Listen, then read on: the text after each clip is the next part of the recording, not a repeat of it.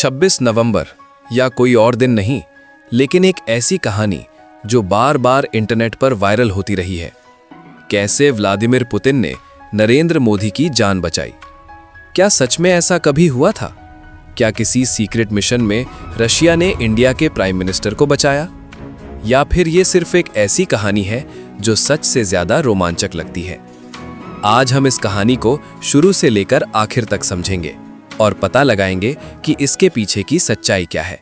दुनिया के दो सबसे पावरफुल लीडर्स, एक तरफ रशिया के प्रेसिडेंट व्लादिमीर पुतिन और दूसरी तरफ इंडिया के प्राइम मिनिस्टर नरेंद्र मोदी। दोनों की दोस्ती सिर्फ कैमरा तक सीमित नहीं है, बल्कि इसके पीछे है सालों पुराना ट्रस्ट, स्ट्रेटेजिक पार्टनरशिप और म्यूचुअल रिस्पेक्ट।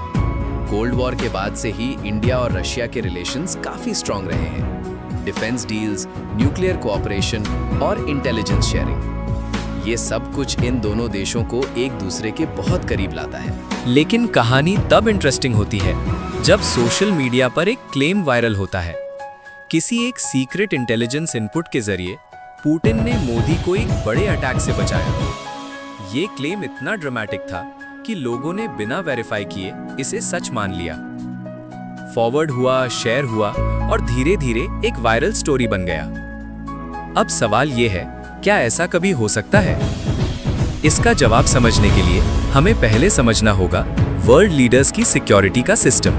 नरेंद्र मोदी की सिक्योरिटी संभालती है स्पेशल प्रोटेक्शन ग्रुप। ये एक एलीट फोर्स है जिसका काम है प्राइम मिनिस्टर की हर सिचुएशन में प्रोटेक्शन। उनकी मूवमेंट, उनका रूट, उनका पब्लिक अपीयरेंस, हर चीज एडवांस में प्लान होती है। और सिर्फ एसपीजी ही नहीं, इसमें इंडियन इंटेलिजेंस एजेंसीज भी इन्वॉल्व होती है, जैसे इंटेलिजेंस ब्यूरो और रिसर्च एंड एनालिसिस विंग। ये एजेंसीज हर पॉसिबल थ्रेट को पहले ही आइडेंटिफाई करने की कोशिश करती हैं। जब भी प्राइम मिनिस्टर किसी फॉरेन कंट्री में विजिट करते हैं तो वहाँ की लोकल सिक्योरिटी एजेंसीज भी इन्वॉल्व होती हैं। और अगर वो कंट्री रशिया जैसी हो तो सिक्योरिटी और भी ज़्यादा टाइट हो जाती है। रशिया की इंटेलिजेंस एजेंसीज जैसे फेडरल सिक्योरिटी सर्विस यानी एफएसबी दुनिया की सबसे पावरफुल एजेंसीज में से एक मानी जाती हैं। उनके पास एडवांस सर्वेलेंस सिस्टम्स और ग्लोबल इंटेलिजेंस नेटवर्क होता है। अब सोचिए, अगर किसी लीडर के खिलाफ कोई इंटरनेशनल थ्रेट हो तो क्या एक कंट्री दूसरे कंट्री को वार्न कर सकती है? जवाब है हाँ। इंटरनेशनल इंटेलिजेंस शेयरिंग एक रियल प्रोसेस है। कंट्रीज अपने एलाइज के साथ सेंसिटिव इंफॉर्मेशन शेयर करती हैं। अगर कोई टेररिस्ट थ्रेट हो या कोई सस्पिशियस एक्टिविटी डिटेक्ट हो तो उसकी इंफॉर्मेशन एक्सचेंज की जा सकती है। यहाँ तक सब कुछ रियलिस्टिक लगता है, लेकिन असली ट्विस्ट यहीं से शुरू होता है। अब तक कोई भी ऑफिशियल रिकॉर्ड, कोई क्रेडिबल रिपोर्ट या कोई वेरीफाइड सोर्स ऐसा नहीं कहता कि पुतिन ने स्पेसिफिकली मोदी की जान बचाई हो। तो फिर ये कहानी आई कहां से? इसका जवाब है digital era. Social media platforms पर लोग कहानियों को इंटरेस्टिंग बनाने के लिए उनमें मसाला ऐड कर देते हैं। किसी मीटिंग की एक फोटो, किसी स्पीच का एक टुकड़ा और एक इमेजिनेटिव लाइन, इन सब को जोड़कर एक नैरेटिव क्रिएट कर दिया जाता है। कभी आपने नोटिस किया होगा, ऐसी स्टोरीज में एक कॉमन पैटर्न होता है। एक स्ट्रॉन्ग हीरो, एक हिडन डेंजर और एक लास्ट मोमेंट रेस्क्यू। ये बिल्कुल किसी मूवी की स्क्रिप्ट जैसा होता है और इसी वजह से लोग इसे देखना और मानना पसंद करते हैं। लेकिन रियल वर्ल्ड इतना सिंपल नहीं होता। रियल लाइफ में सिक्योरिटी इतनी लेयर्ड होती है कि किसी एक इंसान के वार्निंग से सब कुछ चेंज हो जाए, ये काफी अनलाइकली है।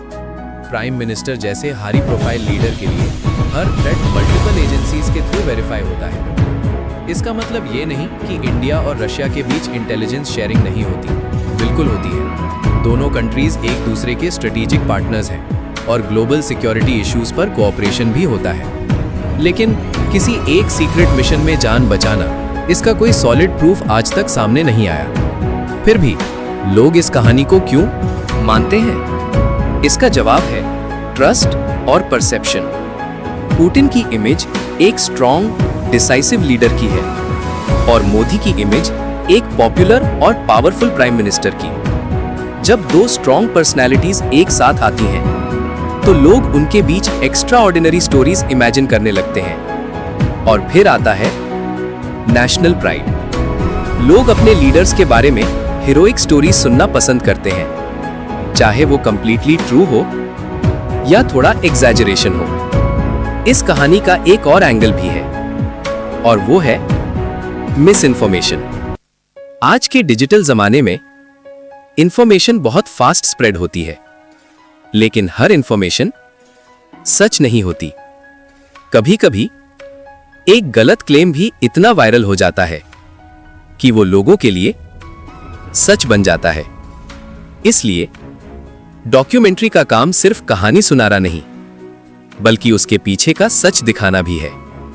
अगर हम फैक्ट्स पर बेस करें तो ये क्लियर है कि नरेंद्र मोदी की सिक्योरिटी मल्टीलेयर्ड और हाईली एडवांस्ड है, और रशिया के साथ इंडिया के रिलेशंस स्ट्रांग हैं। लेकिन किसी स्पेसिफिक इंसिडेंट में पुतिन ने मोदी की जान बचाई, इस बात का कोई वेरीफाइड एविडेंस नहीं है। तो क्या ये कहानी पूरी तरह झूठ है, या फिर इसमें थोड़ा सा सच छुपा हुआ है? हो सकता है कभी किसी इंटेलिजेंस इनपुट को शेयर किया गया हो सकता है किसी पोटेंशियल थ्रेट को न्यूट्रलाइज किया गया हो, लेकिन जब तक कोई ऑफिशियल कंफर्मेशन ना हो तब तक ये सिर्फ एक स्पेक्यूलेशन ही रहेगा। और शायद इसी वजह से ये कहानी इतनी इंटरेस्टिंग लगती है, क्योंकि इसमें सच कम है और मिस्ट्री ज्यादा। दुनिया के पावरफुल लीडर्स के बीच बहुत सी बातें पब्लिक नहीं होती। कुछ डिसीजंस, कुछ ऑपरेशंस हमेशा सीक्रेट ही रहते हैं, और वही सीक्रेट्स लोगों की इमेजिनेशन को और स्ट्रॉन्ग बना देते हैं। अगर हम इस कहानी को एक लाइन में समझें तो ये एक ऐसी स्टोरी है जो रियल वर्ल्ड के एलिमेंट से बनी है, लेकिन उसमें फिक्शन का तड़का भी है। आज के बाद जब भी आप कोई ऐसी वायरल स्टोरी देखें तो एक बार जरूर सोचें, क्या ये सच में हुआ है या फिर सिर्फ एक अच्छी कहानी है? क्योंकि हर वायरल स्टोरी के पीछे एक सच होता है और एक कहानी।